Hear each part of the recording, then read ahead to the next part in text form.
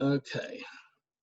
We hope the computer gods were smiling on us. If you saw American Gods, they've got a computer god. He's a dick. Okay, share the screen again.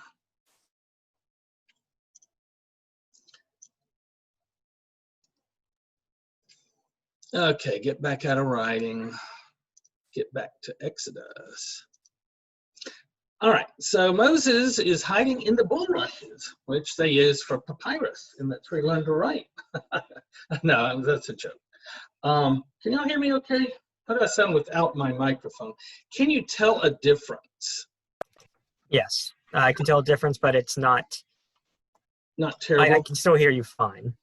I might plug it back in. Let's see how. Can you hear me now? Oh yeah, it's a lot clearer, but okay, they still work. All right. So Pharaoh's daughter comes down to the bulrushes and finds the baby. And Miriam runs up and says, oh, nice baby you got there. Do you need a wet nurse? Now, does anybody know what a wet nurse is? It's I'm pretty sure specifically the wet nurse is the one that sort of breastfeeds the child, right, in place of the mother. Yeah, they didn't have bottles. They didn't have formula. They didn't have powder. They didn't have microwaves. They didn't have distilled water. And probably most importantly, they did not have refrigeration. So the only way to get milk was to get real milk. And while you can use cow or goat milk, human milk is superior for human babies. And so traditionally, rich women would hire a wet nurse to feed the baby so that they didn't have to go through the bother of all that. And then they could become kind of like the nanny later on. So Moses grows up with two moms.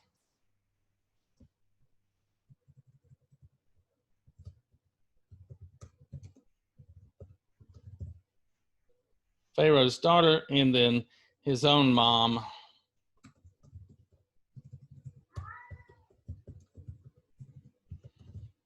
Yeah.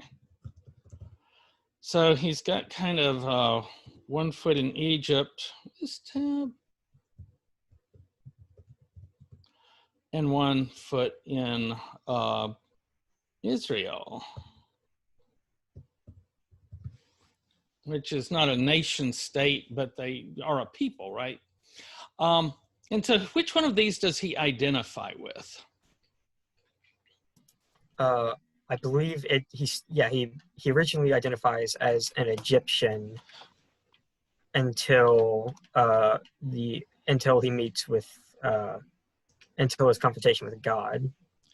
Well, he looks like an Egyptian, right? He dresses like one. Who's his heart with? There's a fight he gets into. What happens in that fight? The first fight. He kills the slave, the dude whipping the slave. Right. There's a slave driver whipping a slave, and it's a Hebrew slave, one of his people. And he looks at that and he's outraged at the injustice. And so he looks right and left, showing premeditation, and then kills the guy. And he thinks nobody will know, but people will know. Why? Who does he forget is there?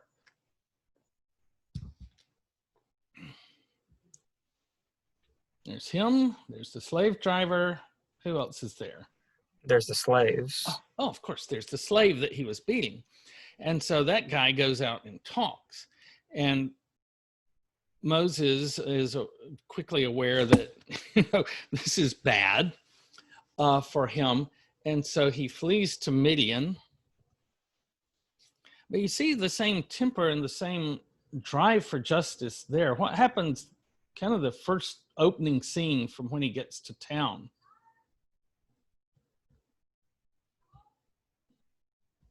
What's the first thing you do when you walk out of the desert into a little town like this?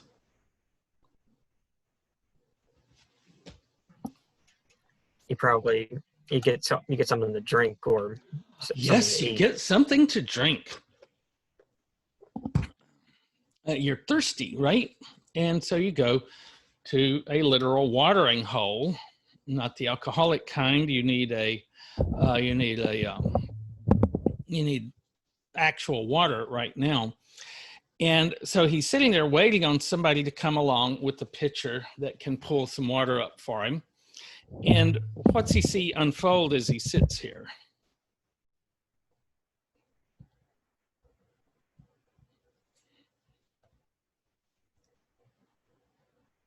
Who shows up at the watering hole?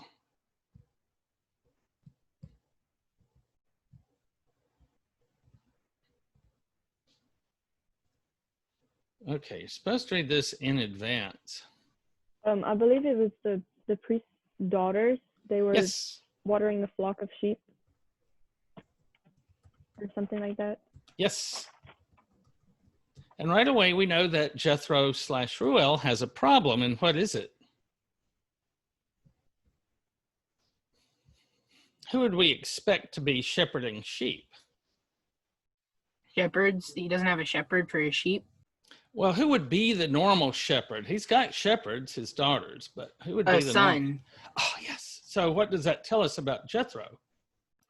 He has no son. No sons, right? All these daughters. And what happens to them when they try to water their sheep? They get chased off by the other shepherds. Right, who want them to draw water for them for free. Yeah, it's a woman's job to draw water, and we're going to steal your water. Well, what does Moses think about what he's seeing?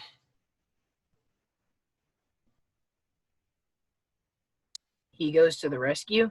Yeah, he's got this kind of drive for justice, right, that we'll see throughout his life. This sense of something's wrong here, and it needs to be put right. So he chases them off. They go home. Then what happens?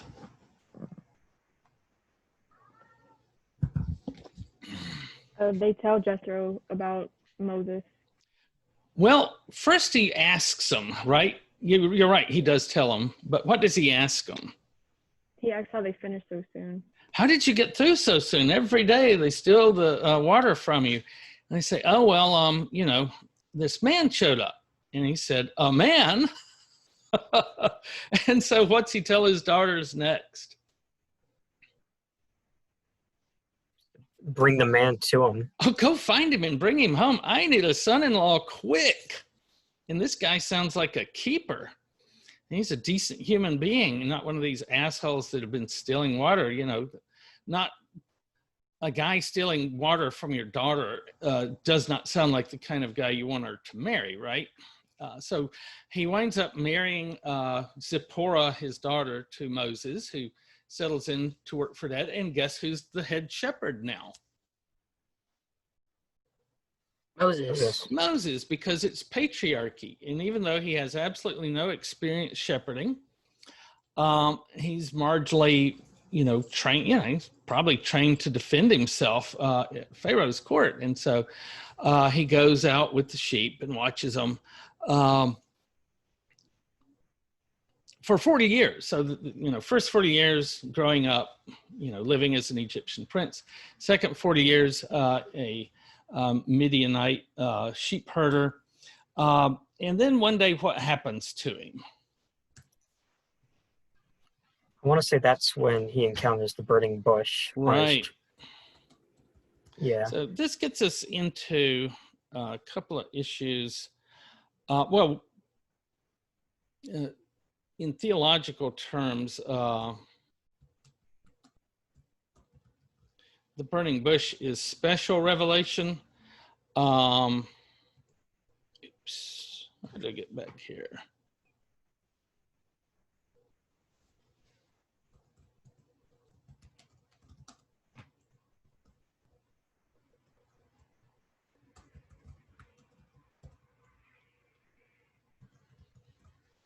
So theologians like to divide up types of revelation. It gives them something to do.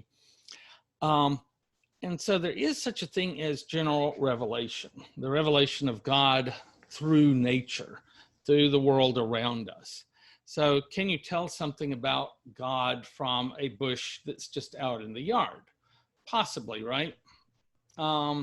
Psalm 8, when I consider the heavens, the work of thy fingers, he's looking around at what God has done.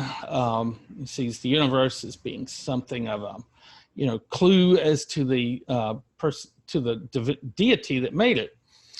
The burning bush is only for Moses. Everybody can see the stars, right? More or less. But only Moses could see that burning bush, and it had a special message from God, not to everybody, but to him. And what is that message? Free my people from Egypt. Mm-hmm. And Moses is excited. I've been wanting to do this for a while, thinking about going into politics. Right? Is that how he reacts? No, he's frightened because he can't speak. He thinks he's going to make a fool of himself. Right. I do not want any part of this. Here am I, send Aaron, my brother. He'll do a better job than me. Okay. So goes back. There's this huge contest between Moses and Pharaoh and between God and Pharaoh. That's the point of the 10 tribulations, right? That God can get increasingly more smiteful.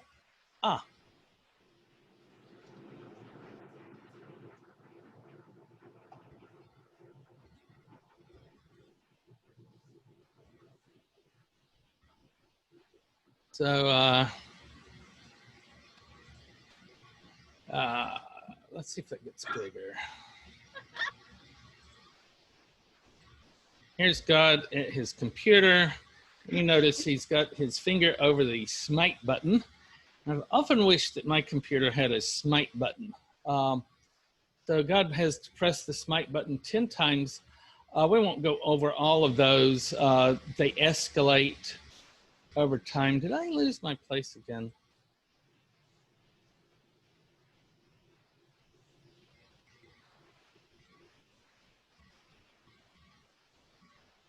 Oh, I know, I was here.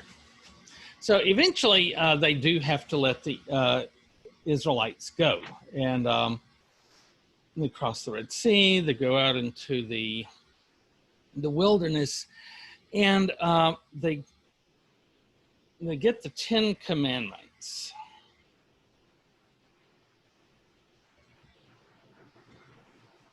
Now, we're going to do a little experiment with the 10, a thought experiment, my favorite kind because it doesn't require you getting dirty. Look up your 10 Commandments because we're going to need to talk about them. And we're going to talk about them in relationship to how they influence our own legal system. Because I've heard a lot of people say that our laws are based on the 10 Commandments. And our country is a Christian country. Have any of you heard stuff like that? Not really, honestly. I think maybe some of it might have to do with more ethics, but some of the ethics could have stemmed from the 10 Commandments. For example, murder is illegal. You'll get into jail for that. And that's we will get to that. Right, we will get to that momentarily. So the way to tell if the 10 Commandments are the basis of our legal system is to go through them one by one and see if they're part of our legal system. So what is the first commandment? You shall have no other gods other than me. Thou shalt have no other gods? Yes, because of the whole golden bull incident. Right, which is coming, but yes. All right, so is this part of our legal system? Not in the slightest, no. Why not? We are, because we have separated both the church and the state. Right. Okay. We have separation of church and state, so that is not one of our laws. What would it look like if it were? Because we have a lot of people that want a theocracy of some kind, right? I mean, they've been waiting on Ruth Bader Ginsburg to die so they can put that last Supreme Court justice in who will overturn Roe v. Wade and, remove your right as women to choose how to proceed with pregnancy. They've been working on that since 1971, really hard. But what are the implications for not having the First Amendment and not letting people decide for themselves? Basically, It's violating the law of free speech, free thinking, freedom of religion. It's basically like saying, "Hey, you're a Buddhist. We don't do that here in America. Get out." Okay, right. The result of having these commandments govern our law is that there will be a state church. yeah, only four if you count the sect of Hinduism that actually is Christian as well, or at least uses God. I think it would really only be really 4 religions that would ever be allowed. Oh, no. It would be only one. Haven't you seen Highlander? Of course I know Highlander. No, but I've never. What do the Highlanders always say before they fight? There can be only one. What would happen if you had a Catholic church in town and a Baptist showed up and wanted to set up a Baptist church? Oh, well, as a Catholic, I can 100% say that Catholics do not enjoy, and they are very strict and they will not allow any deviation. They're going to immediately get on that. There is a whole wing of the church that was devoted to make sure everybody in town was Catholic. And what do we call that wing of the church? It's the Inquisition. Nobody suspects it. Nobody expects the Spanish Inquisition, but that's what we would have, right? I mean, we had the Inquisition in New Orleans in the form of Pierre Antoine. He showed up at the governor's mansion or house, said, "I'm here to set up the Inquisition. I'll need several soldiers to help me." And Governor Miro said, "Oh," he wrote later that he shuddered within himself. And so later that night, there's a knock on the door. There's some soldiers there. And Pierre Antoine says, "Bless you, my sons, but I don't need your help yet." And they say, "Oh, you don't understand. We're here to arrest you." They loaded him up on a ship and sent him out of the colony, because if you didn't have bad people, you wouldn't have any people. It's New Orleans. And so off they went. He came back, though, and became the parish priest and kept rescinding. He didn't have any power in the colony, but he kept sending his Inquisition reports back to Spain in case somebody left the colony and wound up somewhere that they were more friendly to, auto da fe, burning at the stake and stuff. And he only quit 4 years after the Americans came. He finally just gave up because of all that freedom of religion. So what would happen to our country if we suddenly installed a state church? Well, Massive exodus. What's that, Riley? We'd have a massive exodus of people leaving the country. Right. And people killing each other, right? Yeah. Mm-hmm. Everybody thinks they should have the state church. And so this allows us to live together in a common polity, in a common political system, without having to kill each other. Louisiana is about the same size of Ireland. We have about the same division. It's about the same land size, about the same. It's shaped different, but we have similar populations. Northern Ireland, they have Protestants. Ireland, they have Catholics. Same thing in Louisiana. So why haven't we spent 75 years or so killing each other the way they did in Ireland? Because we don't enforce as big of a Christian thing. Right. No state church. And Yeah. so I'm very worried whenever I see movement toward a state church gaining steam, as we have right now, because people don't realize what that inevitably will mean. All right. Number 2. You shall not make for yourself an image in the form of anything in heaven above, or on the earth beneath, or in the waters below. You shall not bow down to them or worship them, for I, the Lord, am a jealous God, punishing the children of this for the sin of the parents to the third and fourth generation of those who hate me, but showing love to 1,000 generations of Okay. love. Basically, Right. Thou shalt not make graven image. no So, making idols. well, graven image is the King James. So, but idols, right. Now, is this part of our legal system? No, not really. No, of course. You can have your idol. In fact, there was one point they were asking Jesus whether they should pay Roman taxes. And he said, show me a Roman coin. And it had Caesar's picture. If they were thoroughgoingly, like totally being, the way they should be, they would not have had that. That was considered a graven image. So you shouldn't have that picture of George Washington on your dollar bill. Dollar bill, yo. Okay, 3. Don't take the Lord's name in vain. Okay, how about that one? I personally break that rule a couple of times. Right, all the time, Okay. right?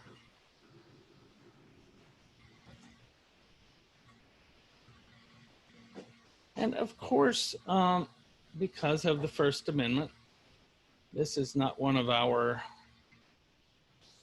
part of our legal system either. So 0 for 3 so far. What about 4? Remember the Sabbath day? Okay, this one's a little more complicated, right? While we technically, while a lot of it's sort of by the state, no, it's I'm pretty sure it's more based upon businesses if they Well, decide to mostly have businesses. to give that off. Okay, Like so for instance, staring at you, Chick-fil-A. right. Oops, wrong one. Back in the day, we had blue laws in Ruston. So when I grew up, there were a couple of restaurants that were open. They had the gas stations that were out on the interstate, and the pharmacist rotated. So one pharmacy was open, and the pharmacist in our church, about once a month, he would be out because he would have to go to his pharmacy. Those were blue laws, which shut everything down on Sunday, which is very much from this idea, right? But when you're passing the law, can you say, we want to give people Sunday off because of Jesus? No, you have to word it in a very particular way. Right. It must be worded in a general way so that it doesn't violate separation of church and state.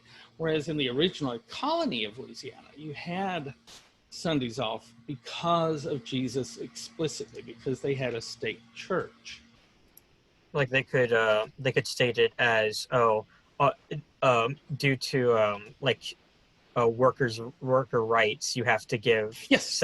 Sundays off. Right. You want to be humane.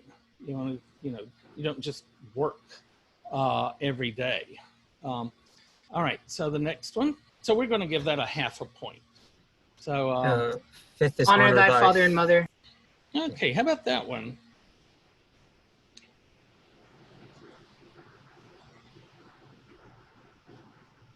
Do parents have, generally speaking, authority over their children?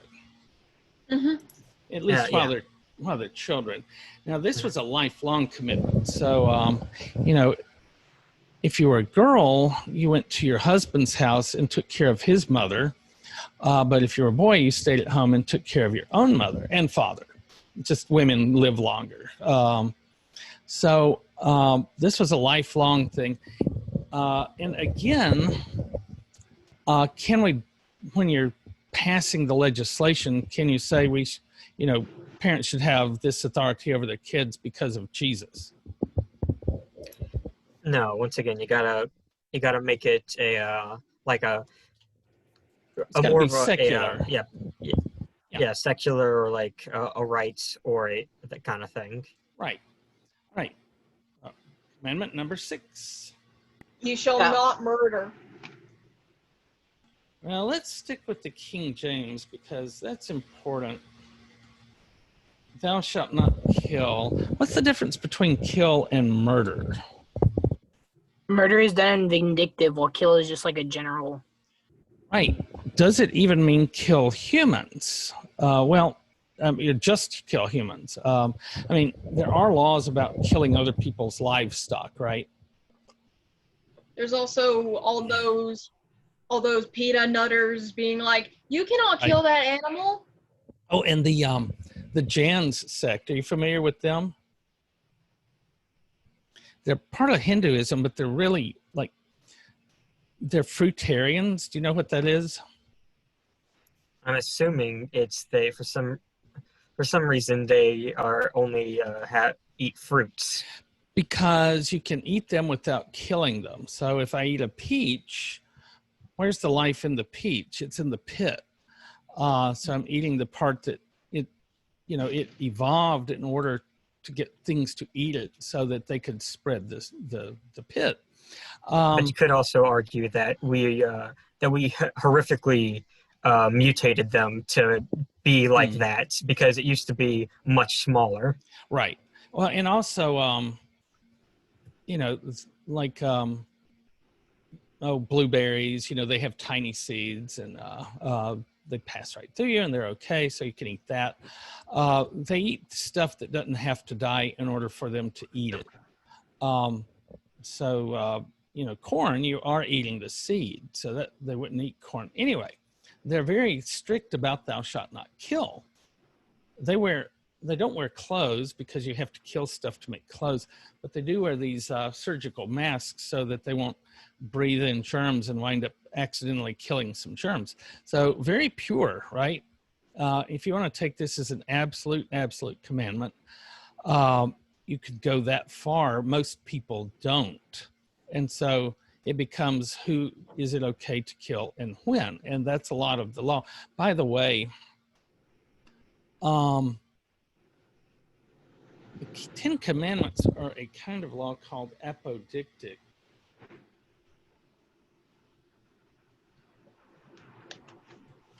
Whereas the rest of the laws after the 10 are called casuistic, and they are, and you can see buried in that word casuistic is the word case. So in this case, what if it's a murderer? Is it okay to kill a murderer? Oh yeah. What if it's somebody that curses their parents? What if it's somebody that eats a shrimp? Oh, then it's okay to kill them, right? Because they ate a shrimp. So apodictic is just a general principle without a particular application necessarily. Now, why do some, because ketone is a Hebrew word, clearly means kill. Why do some translate this as murder instead, which is a mistranslation? I believe that it's up to interpretation, really. Well, that's it is, why to do it. But what's driving them to use this other word? They know the debate, right? This modern debate, is it okay to kill anybody? I'm a pacifist. And so these scholars are not pacifists, and they say, well, we want to be able to kill when we want to. So let's just say murder. And then when it's not murder, well, we can go ahead and kill them then. Just step on my lawn, right? Yeah, I mean, we wouldn't. I mean, you have to put it as murder because Christians used to love a lot of murder. Right. You got to be able to justify it. All right, what's the next one? Thou shalt not commit adultery. Because okay, what's the next one? I'm sorry. Thou shalt not kill or perform adultery. Perform? That's a weird one. Okay, thou shalt not commit adultery. Now, is this illegal?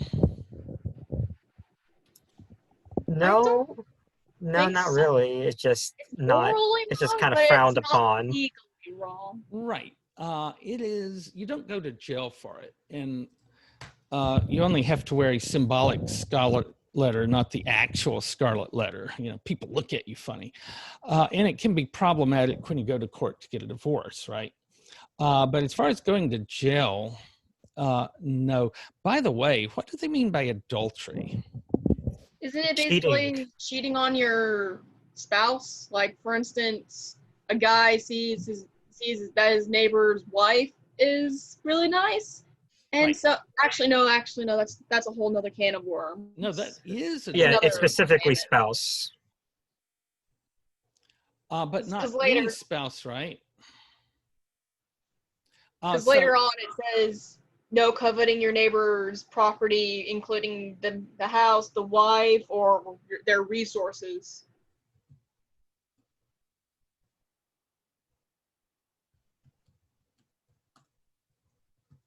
Okay, so we've got, oh, not Alice. So we've got Bob and Alice over here in one tent, and Larry and Jane in another tent. Bob and Jane start having a thing, right? They're committing adultery. Who are they committing adultery against? Larry? Right, Larry. Who are they not committing adultery against? Alice. Right, why? Because it's a patriarchal society, Yes, and you have to focus exactly. around the men. Yeah, it's a patriarchy. And the key to patriarchy is the link between a father and his son. And in order to know that this child is mine, what has to be the case for the woman that gave birth to the child?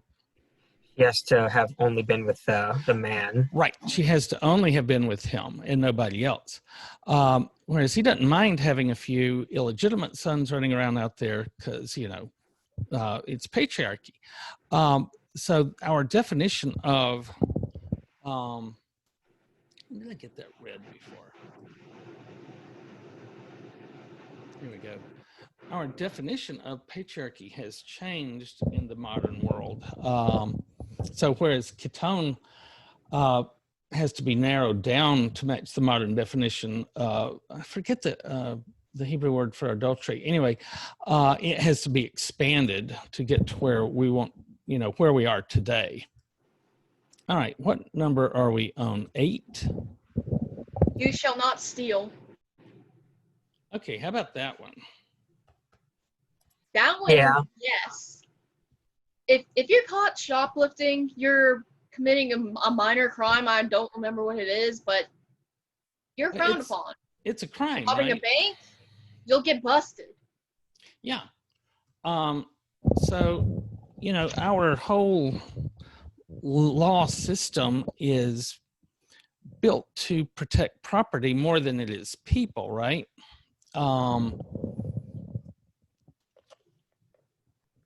You can see citizens being gunned down in the street, sometimes by other citizens, sometimes by our police officials. And until recently, nobody got excited. But what happens if you burn a mini mart?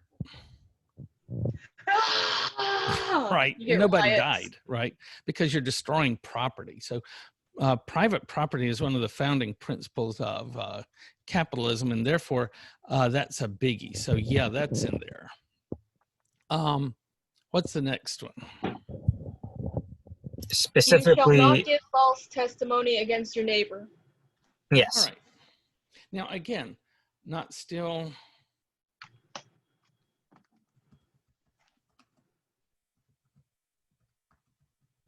Not bear false witness. This is the foundation of being able to trust people in court.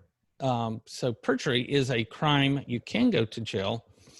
But both of these, again, have to be based in something besides the 9th commandment and the 8th commandment. You have to say there's a, secular reason for it.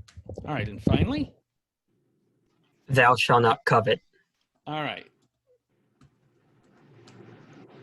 How about that one? No, that is entire. Thou shalt not covet translated just means you can't be envious of your neighbors. Coveting is the basis of consumer capitalism, right? You have a perfectly okay car. Sure, it's got a little leak and a rattle and and stuff like that. But your neighbor has a really nice car. And so, and also you see these advertisements on TV. And so what do? Got to get that car. Got to get that car. And that's what makes the economy go. What if you stopped coveting and stopped buying stuff? Businesses go out of business. The economy would collapse. So coveting is the basis of the American system. So no, it's not in there. We didn't make a lot of, so what did we wind up with? 1/2, 1, 1.5, 2, 3. Is that right? 3 of the 10 commandments? Or 3 commandments total, because we got some halves. Yeah, just about. Okay. So 1/2, 2. No, 1/2, 1, 1.5, 2.5, 3.5. Okay. So anyway, and you know, you have these characters that want to etch the 10 commandments, like Judge Moore over in Alabama. He paid for a monument of the 10 commandments to be put up in the Alabama Supreme Court. Meanwhile, he was hanging out at the local mall hitting on teenage girls. But that's not a commandment, right? So, but he managed not to get elected to the Senate, which is hard in Alabama. All right, any questions about that before we go into Proverbs? Okay, let's do Proverbs quickly. Really, the thing I wanted to, I need my spreadsheet. This is my new Blackboard. I can't put pictures on it yet. I haven't figured out how to do that.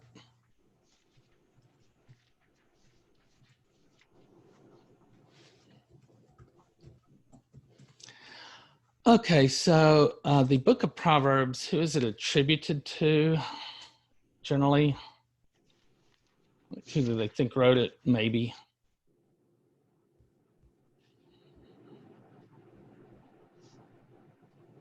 Okay, it doesn't. Solomon. Right. I think I spelled that right. So it's attributed to Solomon. And who is Solomon addressing?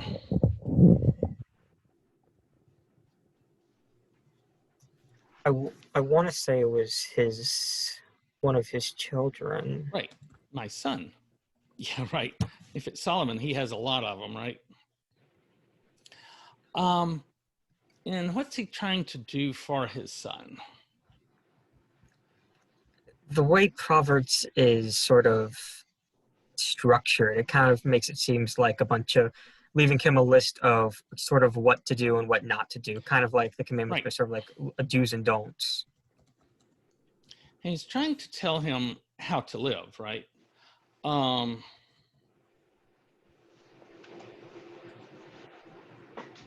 What we might call practical wisdom. You know, like a lot of your Greek philosophy is speculating about the nature of the universe. And is the soul a cube or a sphere? You know, stuff like that. And this is, don't hang out with your sorry friends and don't hang out with those loose women, because nothing but trouble in that. And so it's based on the idea that you can transfer wisdom to somebody. Well, why does he need wisdom transferred to him?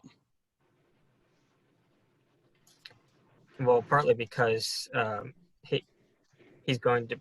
Oh, well, I mean, he's going to become he's the heir, so he's going to become the next king. Right, but what is it? What is the situation with a child that makes them somebody you need to teach?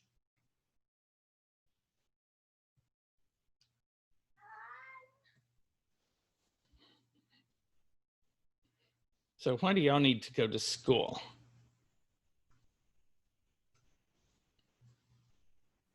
Because we have to learn things and Right. haven't had experience yet. Right. The problem is lack of knowledge and experience, right? And therefore you really can't have wisdom yet. So he's saying, okay, in this situation, do this, in this situation, do that. So the solution then is teaching.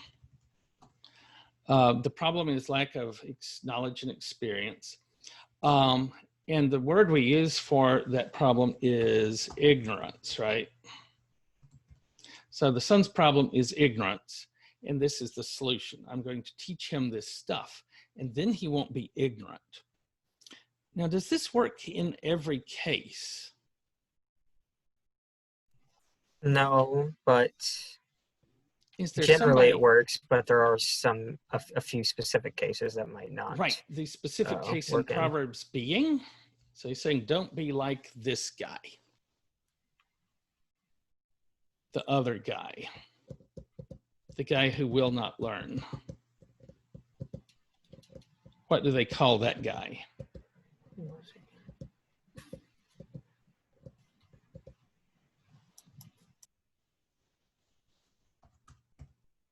He is the something. What is he? He has said in his heart, there is no God. He's a Atheist? fool. The fool, yes. Yeah, he probably is an atheist. So his problem, we could also call it ignorance. But is it the same kind of ignorance that comes from lack of knowledge and experience? I think it's more, yeah, it's more a refusal of accepting it. Right. So it's a rejection of knowledge. Oops.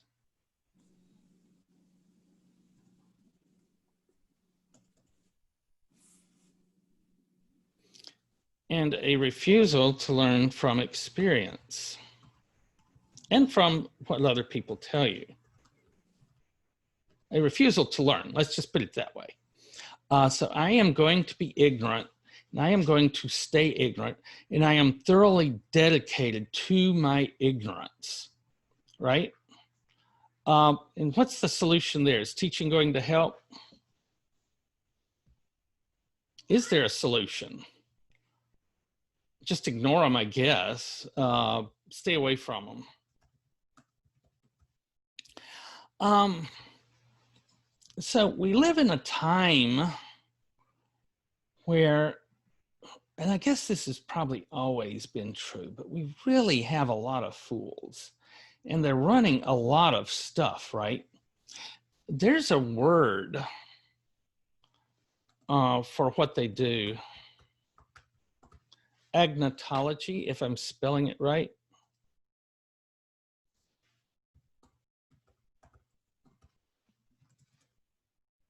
I think it's a bunch of O's. Okay, have any of you come across that word before? Let's look it up. The study of culturally induced ignorance or doubt, particularly the publication of inaccurate or misleading information. Data.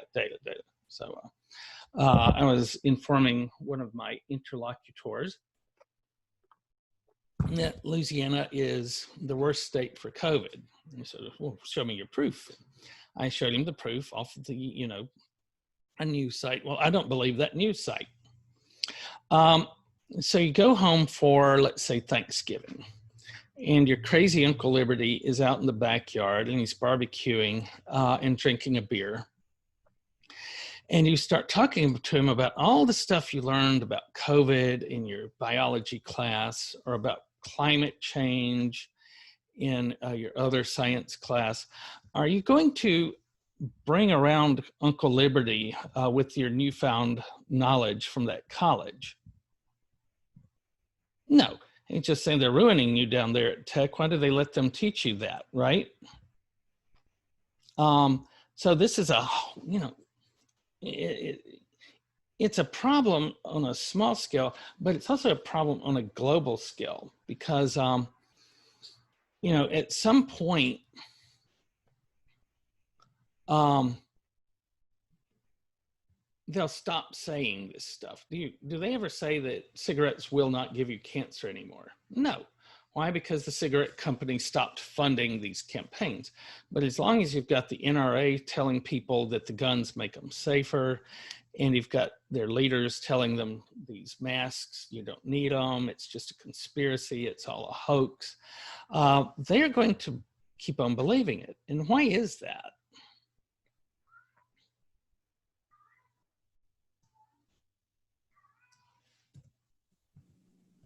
Well, I think it's the same way on both sides, how the media has a really big platform right now. So people will trust it without doing much research. They trust their trusted sources, right?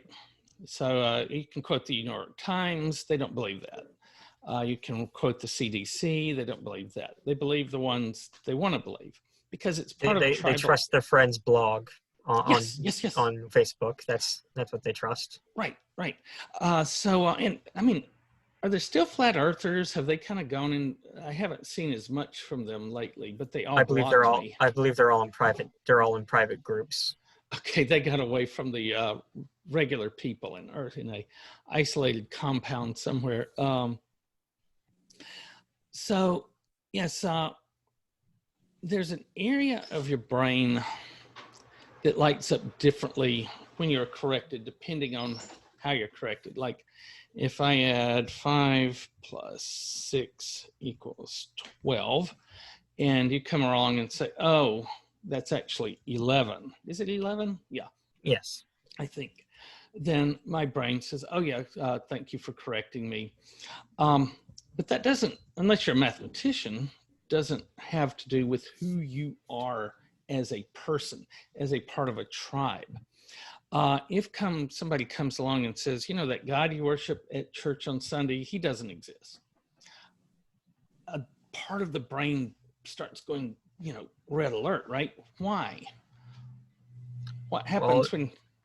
It's your entire foundations are being attacked, and that's... Yes, both personally and tribally. And throughout history, if you doubted the tribe's gods, no matter how great the evidence you had, what was likely to happen to you? Yep, you're just gonna You were lose either a lot of body exiled or parts. killed off. Right, you're either exiled or killed. Those are the two options. And both of those are really bad for your survival. So it's important for you to be able to believe what you're told to believe, so that you can fit in with this group. And as we have a group in our country that becomes more and more extremist, and their beliefs less and less based in reality, that's dangerous, right? I mean, we are looking at just a few years before maybe we'll have irreversible economic collapse. Or how many people will we die of COVID before we start, you know, listening to scientists? So the fool is very much with us, and he's running things. And it's going to be your job, because my generation failed. We are the fool, right? My tribe, old white guys, old hip, you know, people from the 60s and 70s, we've spent the last 20, 30 years watching Fox News and listening to Rush Limbaugh and melting our brains. And you've got to, and we're holding on to power with a death grip, and you've got to claw us loose and replace us.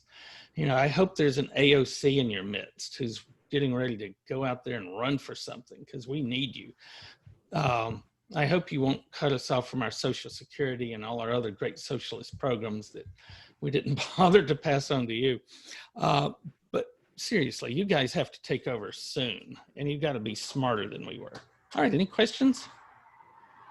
Well, I see it's time to go, but I'll give you a second for questions if you have any.